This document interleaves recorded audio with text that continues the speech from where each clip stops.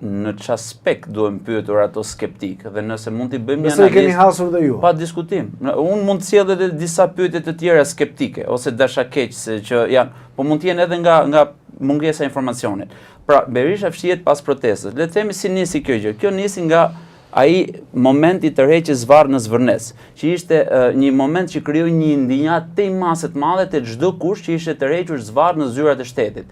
Për një kallëzim, për një padi, për një situatë në universitet. Gjithçka. Pra se ne kemi vite, kemi ndërtuar jetën këtu. Unë jam familjar, kam punuar në sektor të ndryshëm, po ju e keni jetuar në dimensionin tuaj, si nga ana tjetër, prej emigrimit, larg familjes. Pra secili ka një histori tërheqjeje Zvarr. Dhe në momentin që erdhi ajo gjë atje, shpërtheu. Nga ky moment, gjithçka tjetër ka vazhduar me dy thirrje. Rama në burg, Berisha në burg. Dhe nuk e marrim burgun si sistem penitenciar, se pa diskutim, ne nuk jemi establishmenti Enver Hoxhës dhe kemi ardhur tani këtu të bëjmë drejtësi komuniste. Jo. Drejtësia do bëhet nga organet e drejtësisë. Dhe nëse Rama duhet merret në hetim, ne themi duhet merret në hetim për X padi që janë bërë aty, nuk e themi anabulla, nuk e themi në mënyrë abstrakte. Nga ana tjetër kur themi Berisha në burg, nuk themi që Spaku të ndërmarrë jetime siç i ka ndërmarrë dhe ai i ka akuza, por burg është djegja politike. Pra, ikja nga skena politike sepse ka dëmtuar një opozitarizëm që nga ana tjetër duhet ishte poli që duhet i jepte shpresë, sepse njerëzit janë mësuar me këtë dualitet. Pa diskutim, janë mësuar me dualitetin, ka të bardhë por ka të zezë, ka dritë dhe ka errësirë, ka zot e ka djallë. Dhe nga ana tjetër njerëzit janë mësuar me pozitë dhe opozitë. Në momentin që një person të shkatron opozitën, pa diskutim që duhet të digjet dhe kjo Berisha në burg është kundër tij. Për këtë arsye nuk është e besueshme dhe nuk qëndron hipoteza që pas këtyre protestave është Berisha. Po mund të jetë Berisha përmes nxitjes së aktivistëve të tij që t'i sjellë aty, përmes ndonjë kallëzimi që Gjoja e bën. Po nga ana tjetër ne kemi parë që nëse në Maqedoni Zoran Zaev nxorri përgjimet e Gruesit, ndër përgjimet më të rënda për ta goditur, Berisha jo vetëm që nuk e ka goditur me asnjë formë përgjimi apo demaskimi pushtetin që është aty, po mundësisht ka pas edhe hipoteza dhe diskutime dhe dyshime që mund të ketë bashkëpunuar në shumë plane të tjera. 2 javë e para nuk kuptoi kush ishte kush. Ishte madje kritik. Ishte kritik edhe ishin në një gjatësi. E quanin histeri kolektive. Dhe thoni që shqyqyr që na erdhi se edhe unë dikur kam dashur ta jap Sazanin, e nga ana tjetër thoshte Zvërneci është investim privat, pavarësisht se është prej falsifikimeve dhe sot personi që ka pjesën dërmuese të tokës është në hetim ndërkombëtar për lëndë narkotike, që dije që iku nga këtu me 2 vrasje mbi shpinë. Pra Artur Sheu është personi që ka gjithë kusuret e asaj toke aty. Dhe ishte pikë kontakti me familjen e Rama dhe me Ramën kryeministër. Pra, në momenti që ti ke këtë situatë dhe ti mbron këtë lloj investimi privat, që është në një terr informativ, që s'ka konsultim, atëherë pa diskutim që ti je nga ana e Ramës dhe me drejt protestuesit shpesh herë thon, këto janë bashk, sepse kanë parë plot situata të tjera ku ato janë gjetur bashk. Por a ka interes Berisha që Rama tik, po më patjetër mund të ketë, sepse në fund ditës janë interesat e qeverisë. Shkurtër për ta hequr. Që nuk është ai boshti ose nukli thelbësor i kësaj gjëje, pa diskutim që nuk është. Pyetje të tjera skeptike ka për shembull kur thon, po mirë, iku, kush do të vi? E me shaka unë ja kthej ndonjëherë them që në fillim për çdo që ka punuar pak tok, është e vështirë të shkulësh barin e keq. Se bari i keq ka rrënjë edhe që vazhdojnë edhe të duhet shumë kohë. A për të mbjellë një trëndafil? Për mbjelljen e trëndafil është gjëja më e thjeshtë e mundshme. Që do thotë ne nuk duhet t'i mbajmë shpresat vetëm te këto element politik që kemi parë, sepse duhet thënë politika nuk e ka lënë elementin e ri të dominojë ose të jetë, sepse e ka lënë siç ka dash. Siç ka dashur. Forumet rinore i ka shkretuar. Zërin e forumeve të gruas e ka shkretuar, ka lënë kë ka dashur aty.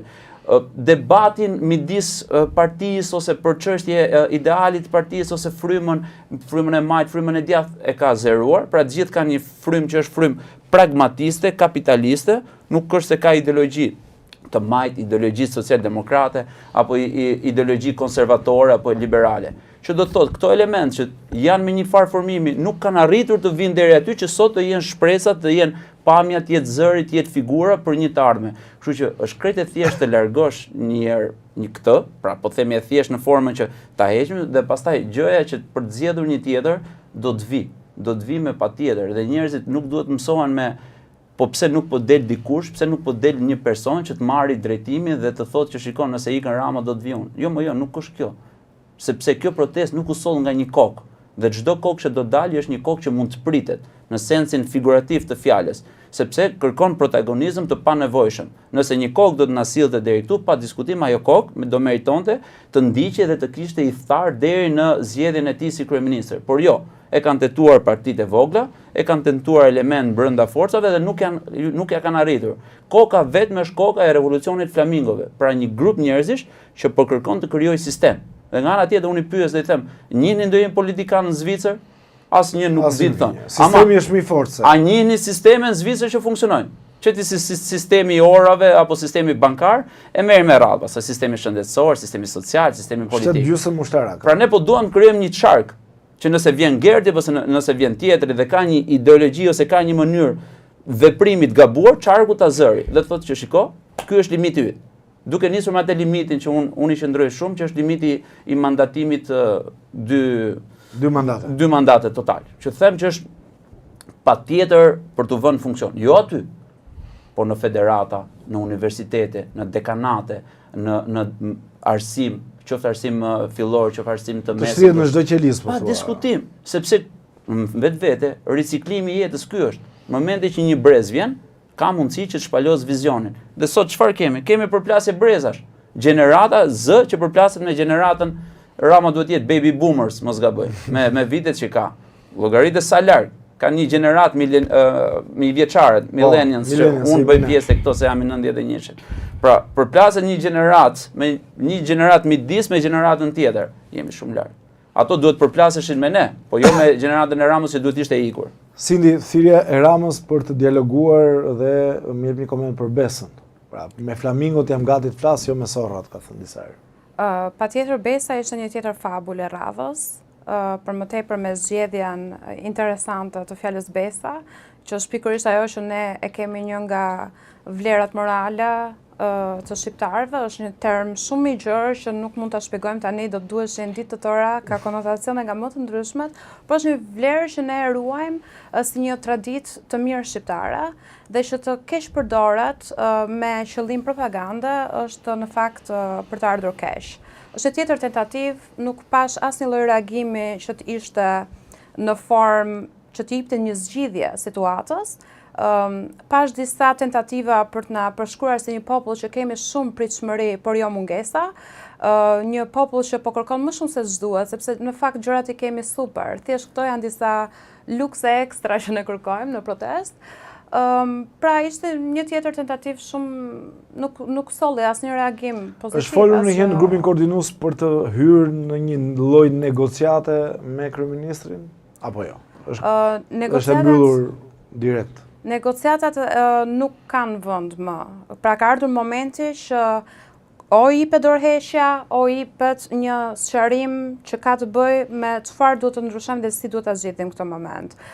Të vetmet reagime që ne kemi nga qeveria janë shumë reagime të cilat kanë tentuar gjithmonë të zbehin protestën, që nga fillimi janë atakuar persona individ që në asnjë vend të botës nuk mund të atakosh një person, një qytetar shqiptar që ka të drejtën e gjithë botës jo vetëm për të protestuar, por për të denoncuar, për t'u vënë kundra sistemet, sepse jetojmë në demokraci, pavarësisht se këtu është një demokraci fiktive, por reagimet kanë qenë, domethënë, të një sistemi që vazhdon që të uli, të shtypi shqiptarët madje të fusë përçarje midis tyre, që është jashtëzakonisht larg çdo lloj logjike. Pra, përçarjet sidomos unë e shoh që kanë qenë të krijojnë një konflikt të brendshëm, pasi nuk ka kokë, siç u tha deri tani, kjo është në forca më e madhe që ka kjo protestë, që nuk ka një kokë që të goditat. Kështu që kjo lëvizje do vazhdoj të bëjë atë punën. Do vazhdoj të bëjë punën dhe të insistoj te kërkesat e saj, po debati për ta kthyer në një lëvizje qytetare me një qasje më pas politike, lëvizje politike, të qëndron në afatgjat. Kjo është një tezë ime, që ky është niveli i parë, protesta avion, organizimi shumë i mirë, por duhet kalojë nivelin e dytë. Kjo është në optikën time si njëri që ka mbaruar shkenca politike dhe kanë parë lëvizje të tilla, të cilat kanë arritur të ndryshojnë sistemin kur janë futur në sistem politik gjithmonë. Por kjo është tezë ime. Cili është qëndrimi ose ato që ju diskutoni? Unë nuk jam eksperte e shkencave politike, por kam lexuar goxha shumë, sidomos të periudhë, për shumë teori sociologjike, madje më pëlqen teoria që flitet edhe nga Sydney Tero, që shpjegon shumë për dinamikat e kontestimet. Dhe protesta nuk është thjesht një momentum, është lëvizje e gjerë që nuk duhet parë si një vijë lineare që ndodh fillimi, pastaj ka një zhvillim, pastaj ka një fund. Absolutisht kjo që thuat është e vërtetë, sepse mund të ketë ose demobilizim, ose pastaj të ketë një lloj transformimi, pra të shndërrohet ose në diçka politike, ose të